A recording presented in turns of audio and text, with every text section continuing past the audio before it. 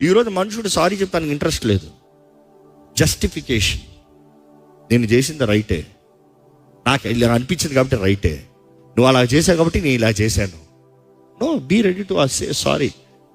ఈ లోకంలో కొన్ని విషయాలు నేను చూస్తాను. అప్పుడు సైకాలజిస్ట్ అంటారు, ఎక్కువ సారీ చెప్పకండి అయ్యా, సారీ చెప్తే ఏమైపోతావు, చులకనైపోతావు, సారీ చెప్పద్దు ఓరికే. కానీ వాక్యం చెప్తుంది, నువ్వు సారీ చెప్పు. ఎందుకు? Be the first apologise. నువ్వు సారీ చెప్తావు, నువ్వు తగ్గించుకుంటావు. వారి దృష్టిలో నువ్వు నీచంగా అల్పంగా కనబడచ్చేమో, దేవుని దృష్టిలో ఘనంగా కనబడుతున్నావు. నువ్వు సారీ చెప్పిన దానికి వారిని నేను టేక్ ఇట్ ఫర్ ఈజీ తీసుకొచ్చామో, అక్కడ ప్రమోషన్ కలుగుతుంది. జాగ్రత్త. ఎందుకంటే నువ్వు సారీ చెప్తానని నీ హృదయ శుద్ధిని కాపాడుకుంటున్నావు. దేవుడు చూస్తున్నాడు, హెచ్చించే హస్తం ఉంది, విడవని హస్తం ఉంది.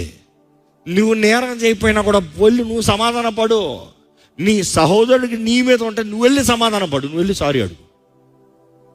ఎందుకంటే దేవుడు అంటాడు, అప్పుడు నేను అంగీకరిస్తా, అప్పుడు నీ బలిని అంగీకరిస్తా, నీ జీవితాన్ని అంగీకరిస్తా.